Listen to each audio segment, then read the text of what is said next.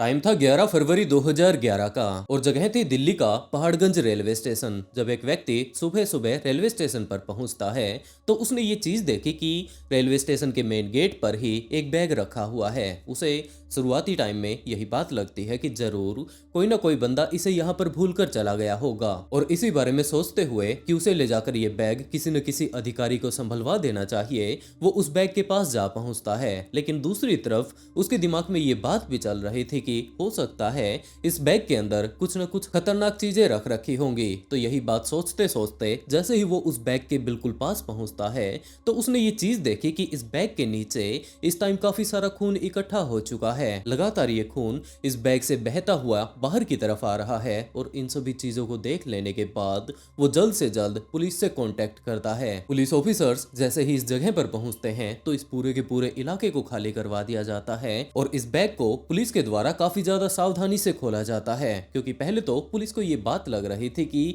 ये बैग एक railway station के पास में रखा गया है, हो सकता है इसके अंदर कोई ना कोई विस्फोटक सामग्री रखी हुई हो। लेकिन जैसे ही पुलिस को ये बात पता चलती है कि इसके अंदर से तो लगातार इस टाइम ब्लड बाहर आ रहा है, तो पुलिस ने उस बैग को खोल दिया और उसके अंदर से एक 20 से 25 साल की लड़की की डेड बॉडी निकलती है। पुलिस ने जैसे ही उस बॉडी को बाहर निकाला तो अब वो बॉडी पूरे तरीके से अकड़ चुकी थी, वो वैसी की वैसी पोजीशन में थी। तो पुलिस और ज्यादा बारीकी से देखने की कोशिश करती है और इस बॉडी को पोस्टमार्टम के लिए भेज दिया जाता है। दूसरी तरफ अभी तक पुलिस को कोई अंदाजा नहीं था कि ये बॉडी किसकी होगी, जिसके चलते उसकी शिनाख्त भी करवानी शुरू कर दी जाती है। लेकिन पुलिस के सामने कोई भी ऐसा व्यक्ति नहीं आया जो कि इस बात को बोल सके कि हाँ जनाब वो उसे जानता या पहचानता है और उसका घर कहाँ पर है, इसका नाम क्या है। लेकिन इन सभी चीजों को अच्छे से जानने के लिए पुलिस ने उसका फोटो खींचा और लगातार अगले काफी दिनों तक वो लोग अखबार में, सोशल मीडिया पर तरह तरह से पूरे ही शहर में और इसके साथ साथ पूरे ही देश में इसे सर्कुलेट कर रहे थे। और धीरे धीरे कर लगभग 10 से 15 दिनों का टाइम बीत चुका था, लेकिन कोई भी सामने ऐसा व्यक्ति नहीं आया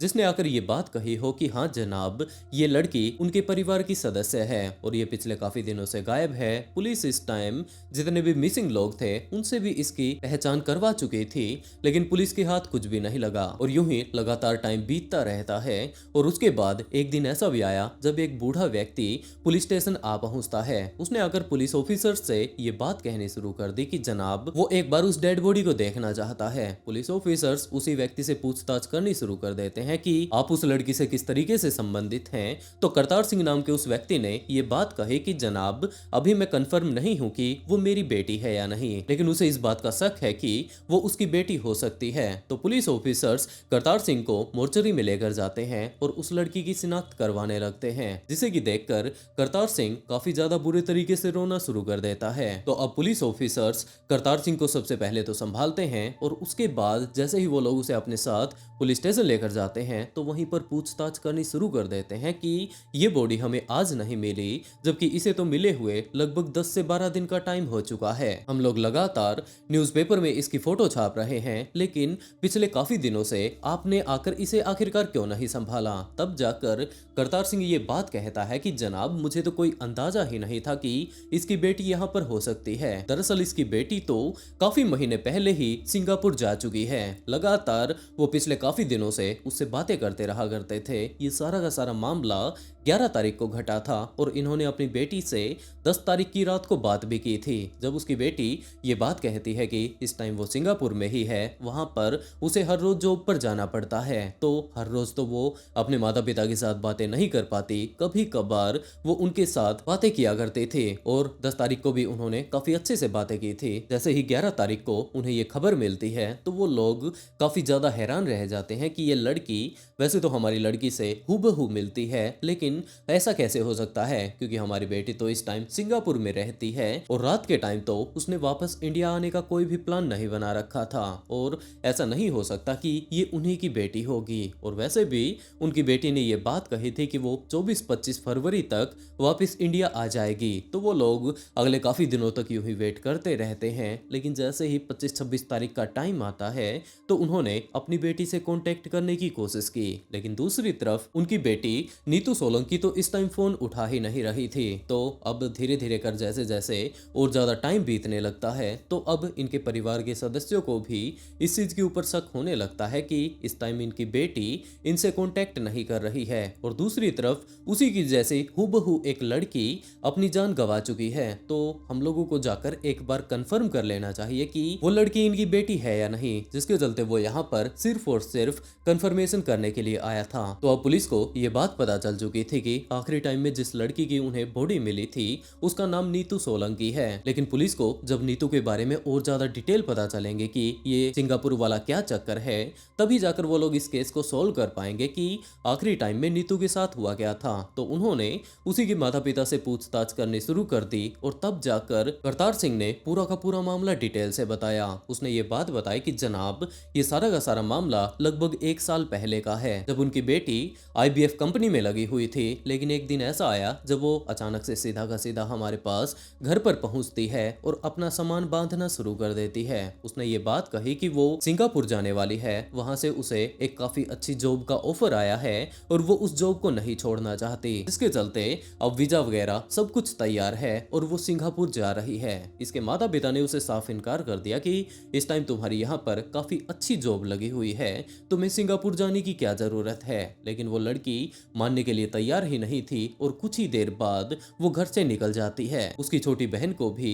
इन सभी चीजों के बारे में नहीं पता था, जिसके चलते उसने अपने माता पिता को ही समझाना शुरू कर दिया कि अगर वो विदेश में जाकर जॉब वगैरह करती है तो उसका फ्यूचर सेटल हो जाएगा और उसे काफी अच्छी इनकम भी मिलने वाली है। और जैसे ही ये सारी बातें नीतू के माता पिता को पता चलती हैं तो वो लोग पहले तो इस चीज को लेकर तैयार नहीं थे, लेकिन जैसा कि उनकी बेटी करना चाहती थी और जैसा कि उसका अच्छा फ्यूचर वहां पर बनने वाला था, आखिरकार वो लोग भी तैयार हो जाते हैं। लगातार आगे से आगे टाइम बीतता जाता है। कभी कभार नीतू अपने माता पिता के पास कॉल कर लिया करती थी। उसका ये कहना था कि वो ज्यादातर टाइम अपनी जॉब पर ही रहती है, जिसके चलते वो हर रोज इनसे बातें नहीं कर सकती, और उसके माता पिता भी इस बात को काफी अच्छे से समझ सकते थे। तो अब पुलिस नीतू के फोन कॉल रिकॉर्ड्स को चेक करना शुरू कर देती है और इसी टाइम पुलिस ने नीतू के माता पिता से राजू गहलोत नाम के एक व्यक्ति के बारे में पूछा कि क्या आप लोग इस व्यक्ति को जानते हैं। और उसी टाइम करतार सिंह ने ये बात कही कि हाँ जनाब, ये लड़का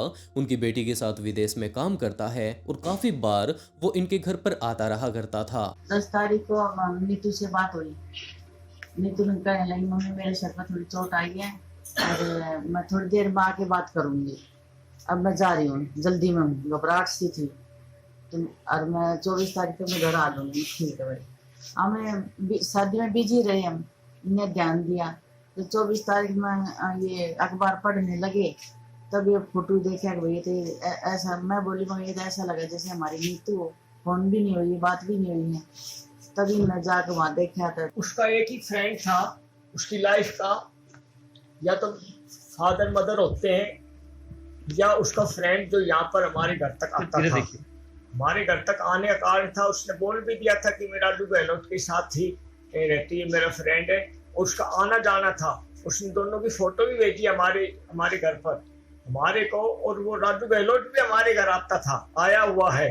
तो पुलिस ने जब इस केस के ऊपर इन्वेस्टिगेशन करनी शुरू की, नीतू के फोन कॉल रिकॉर्ड्स को चेक किया, राजू के फोन कॉल रिकॉर्ड्स को चेक किया, तब जाकर पुलिस को ये बात पता चलती है कि नीतू पिछले काफी दिनों से सिंगापुर में जॉब नहीं कर रही थी, जबकि वो तो राजू के साथ इस टाइम कभी तो बेंगलोर में रहा करती थी, कभी गोवा में रहा करती थी, और इसी तरीके से उनकी जिंदगी कट रही थी। लेकिन करतार सिंह को इस बारे में कोई अंदाजा नहीं कि उसकी बेटी की यहाँ पर काफी अच्छी जॉब थी, उसने अपनी जॉब क्यों छोड़ी और उसके बाद वो राजू के साथ इस तरह इधर उधर एक जगह से दूसरी जगह आखिरकार क्यों घूम रही थी। और इसी टाइम इसी तहकीकात के दौरान पुलिस को ये बात पता चलती है कि राजू का एक दोस्त नवीन यहाँ पर मौजूद है। पुलिस ने सबसे पहले तो राजू के बारे में सारी डिटेल निकाली, लेकिन राजू जहाँ पर भी हुआ करता था पुलिस ऑफिसर्स वहां पर पहुंच पाते उससे पहले ही 1-2 दिन पहले ही वो वहां से भाग जाया करता था। लेकिन उसका एक दोस्त नवीन पुलिस के हत्थे लग जाता है और पुलिस ने जब नवीन से पूछताछ करनी शुरू की तब उसने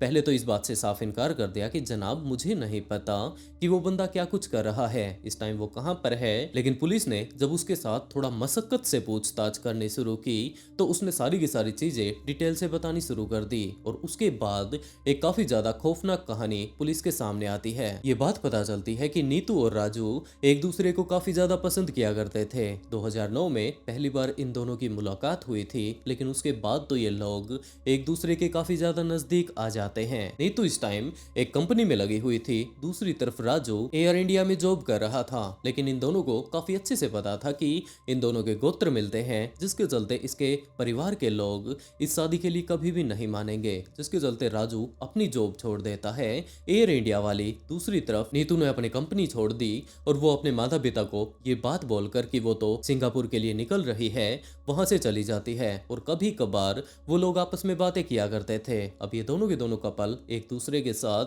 काफी अच्छा टाइम बिता रहे थे, लेकिन सिर्फ अच्छा टाइम बिताने से जिंदगी नहीं कटती, जबकि जिंदगी बिताने के लिए काफी सारे पैसे की भी जरूरत पड़ने वाली है। पहले तो इन दोनों के ही पास अपनी अपनी सेविंग थी, वो लोग उनके सहारे अपनी जिंदगी काट रहे थे। लेकिन जैसे जैसे इनके पैसे खत्म होने शुरू होते हैं तो नीतू ने राजू से ये बात कही कि हमें जाकर कहीं ना कहीं जॉब करनी होगी। लेकिन राजू लगातार इन सभी चीजों से मना करता जा रहा था, क्योंकि उसका ये कहना था कि हमारे पुराने वाले जितने भी डॉक्यूमेंट्स हैं वो सारे के सारे यहाँ पर भी हम लोग अगर डालेंगे तो इन्हें ये बात पता चल जाएगी कि हम लोग कहाँ से हैं। और दूसरी तरफ राजू के घर वाले इस टाइम राजू को ढूंढ रहे थे, क्योंकि उसने ना तो अपनी एयर इंडिया वाली जॉब से रिजाइन दिया था, ना ही अपने घर वालों को बताया था कि वो कहाँ पर जा रहा है। और जैसे ही उसके डॉक्यूमेंट्स से उसके घर वालों को पता चलेगा तो वो लोग उसके पास आ पहुंचेंगे और उसके बाद इनकी धप्पा हो जाएगी। तो वो उससे बहुत ज्यादा प्यार करता है, जिसके चलते वो ऐसा बिल्कुल भी नहीं चाहता कि वो दोनों अलग हो जाएं। तो वो वहीं पर आसपास में छोटी मोटी जॉब करना शुरू कर देता है।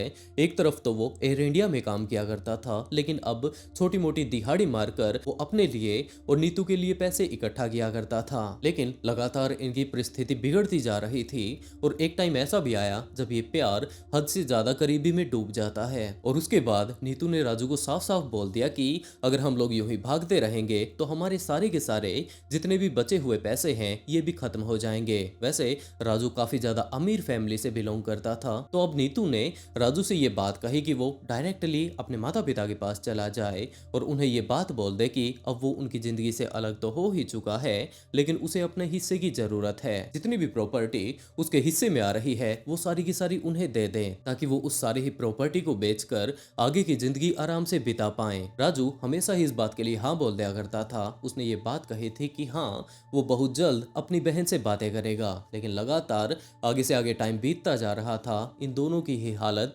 लगातार बिगड़ती जा रही थी। और उसके बाद एक दिन ऐसा भी आया जब नीतू ने राजू की बहन के पास कॉल कर दिया और उसे सारी की सारी बातें बता दी और ये बात भी कही कि इसके हिस्से में जितनी भी प्रॉपर्टी आ रही है वो सारी की सारी प्रॉपर्टी अब इसे वापस चाहिए। लेकिन जैसे ही राजू को इस बारे में पता चला कि इसने इसकी बहन को इन सभी चीजों के बारे में बता दिया है तो उसे हद से ज्यादा गुस्सा आ गया। बिल्कुल भी नहीं चाहता था कि उसकी फैमिली को उसके बारे में पता चले कि वो एक लड़की के चक्कर में इस तरीके से घर छोड़कर चला गया है, जिसके चलते वो इस टाइम काफी ज्यादा गुस्से में नीतू के ऊपर आ जाता है कि आखिरकार उसने उसकी बहन के पास इस टाइम फोन ही क्यों किया। और गुस्से गुस्से में वो किचन में जाता है, वहां से एक चाकू उठाकर लाता है और नीतू के गले पर उससे वार कर देता है। उसके अंदर गुस्सा इतना ज्यादा भरा हुआ था कि उसे कुछ भी समझ नहीं आया और कुछ ही देर में नीतू अपनी जान गंवा देती है। जिस तरीके से उसने उसके गले पर चाकू मारा था ये कंफर्म था कि नीतू अब बचने वाली नहीं है। और ये सारा का सारा मामला 10 फरवरी 2011 की लगभग रात के टाइम में घटा था। नीतू चाहती थी कि राजू अपने पेरेंटल प्रॉपर्टी से कुछ शेयर मांगे जिससे इनकी गाड़ी चल निकले, for which he was not ready. इसी को लेकर के डिसीज्ड और राजू गहलोत की सिस्टर के बीच में हीटेड आर्गुमेंट्स हुए, गाली गलौज हुआ and he was infuriated that why did she abuse his sister and he stabbed her. उस स्टैब से उसकी डेथ हो गई। फिर इसने सोचा कि कहीं बॉडी डिस्पोज ऑफ करने के लिए ट्रेन से ले जाकर कहीं छोड़ देगा, लेकिन ऐसा मौका मिला नहीं, इसलिए इसको रेलवे स्टेशन पे ही बॉडी छोड़ करके भागना पड़ा। तो जैसे ही नीतू अपनी जान गंवाती है तो इस टाइम राजू पूरी तरीके से टूट चुका था। उसे कुछ भी समझ नहीं आया कि अब वो करे तो क्या करे। वो अगले काफी देर तक वहीं पर नीतू की बॉडी के पास बैठा रहता है और इस घटना के कुछ देर बाद जाकर उसे थोड़ा होश आता है कि आखिरकार उसने किस कांड को अंजाम दे दिया है और अब तो उसे जेल जाना पड़ेगा। जिसके चलते उसने अपने दोस्त नवीन के पास कॉल किया और ये बात कही कि उसे उसकी गाड़ी की जरूरत है। उसने उसे अपने घर पर बुलाया। इस टाइम उसकी हड़बड़ाहट को देखकर नवीन को थोड़ा अजीब महसूस होने लगता है और वो लगातार उसके ऊपर दबाव बनाता जा रहा था कि भाई कम से कम ये तो बता दे कि तू इतना ज्यादा घबराया हुआ क्यों है। तो अब राजू अपनी सारी की सारी बातें उसे डिटेल से बताता है कि भाई कुछ इस तरीके से नीतू के साथ मेरी लड़ाई हो गई थी और इस टाइम नीतू अपनी जान गंवा चुकी है।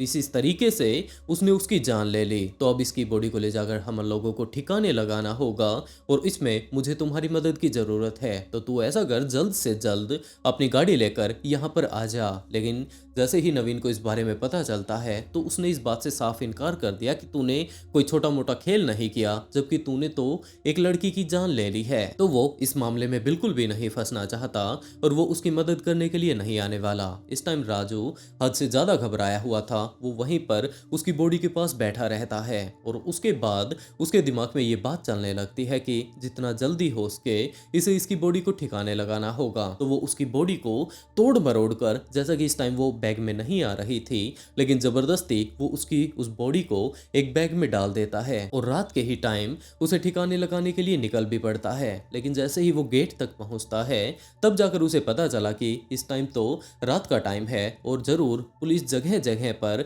इस टाइम नाके लगाए हुए होगी। तो अगर वो इस टाइम वहां से जाता है तो वो पकड़ा जाएगा। तो वो सुबह तक वेट करता है और जैसे ही 6 बजे के आसपास का टाइम होता है तो वो उस बैग को उठाकर सड़क पर आ जाता है, एक ऑटो वाले को रुकवाता है और सीधा का सीधा पहाड़गंज रेलवे स्टेशन जा पहुंचता है। उसके दिमाग में ये बात चल रही थी कि वो ट्रेन में बैठ जाएगा और उसके बाद बीच रास्ते में कहीं पर भी वो उस बैग को फेंक सकता है। उसके बाद तो पुलिस ऑफिसर्स इस बात का अंदाजा ही नहीं लगा पाएंगे कि कौन व्यक्ति इस ट्रेन में बैठा था, कहां से वो बैठा था और उसके बाद यहाँ पर आकर इस बैग को फेंक दिया होगा। या फिर हो ये भी सकता है कि वो इस बैग को उस ट्रेन से फेंके ही ना, किसी न किसी बोगी में वो नीचे रख देगा और उसके बाद जहां पर भी ट्रेन जाएगी वहां पर जाती रहेगी। ये सारे ही अंदाजे लगाकर वो पहाड़गंज रेलवे स्टेशन पर आ जाता है। लेकिन जैसे ही वो रेलवे स्टेशन के अंदर घुसा तभी उसे ये बात पता चलती है कि जितने भी लोग रेलवे स्टेशन के अंदर घुस रहे हैं इनकी अच्छे से चेकिंग कर रहे हैं, मशीनों से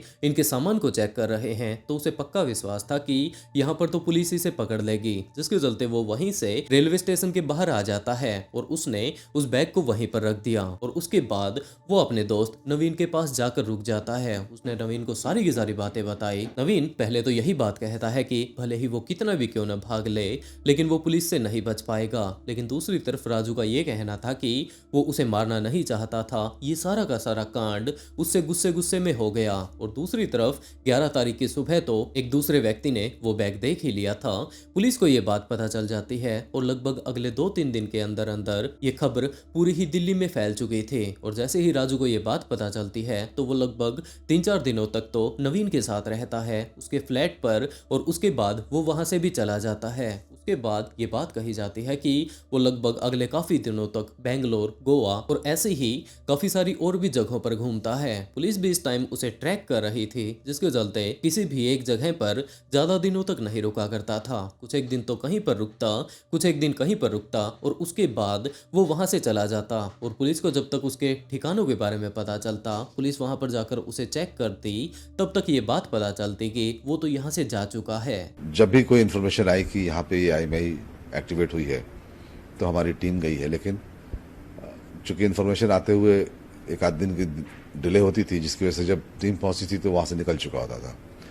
और जिनके पास से वो मोबाइल बरामद होते थे उससे पता चलता था कि इसके पास पैसे की दिक्कत थी, इसलिए कभी उनको बेच देता था, उससे कुछ पैसे ले लेता था। इस तरह से अपना काम चला रहा था। धीरे धीरे उसकी सारी IMEI एग्जॉस्ट हो गई, बिक गई। फिर एक बार खबर आई कि ये गोवा में है, गोवा में पहुंचे। गोवा में भी पता चला कि था वहाँ पे। क्राइम ब्रांच की टीम करीब 1.5 महीने गोवा में रही है, हाँ, लेकिन सक्सेस हाथ नहीं लगा, मिल नहीं पाया। लेकिन अभी भी लगातार पुलिस उसका पीछा कर रही थी। पुलिस को पक्का विश्वास था कि एक ना एक दिन ऐसा जरूर आएगा जब ये अपने माता पिता से बातें करेगा। तो पुलिस ने वहां पर उनके घर पर इतने सालों तक काफी सारे मुखबिरों को बैठा कर रखा और उसके साथ साथ इनके घर पर जितने भी फोन कॉल्स आया करते थे उन सभी को पुलिस ऑफिसर्स ट्रैक कर रहे थे। और लगभग 8 सालों बाद पुलिस को ये बात पता चलती है कि इनके घर पर एक कॉल आया है जो कि राजू ने ही किया है। 8 सालों तक उसने अपने परिवार के साथ कोई भी संबंध नहीं रखा और उसके बाद 2019 में एक दिन ऐसा भी आया जब पुलिस को ये बात पता चलती है कि राजू ने